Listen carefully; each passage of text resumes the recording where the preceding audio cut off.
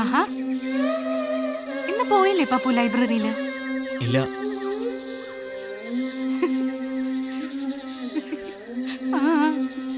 അന്ന് എന്തിനായിരുന്നു പപ്പു ഭസ്മം തൊട്ടുകൊണ്ട് തപസിരുന്നത്?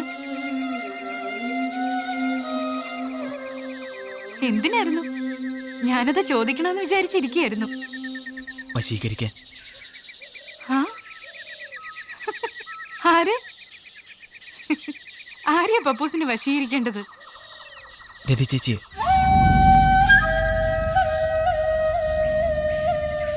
പപ്പൂസ്,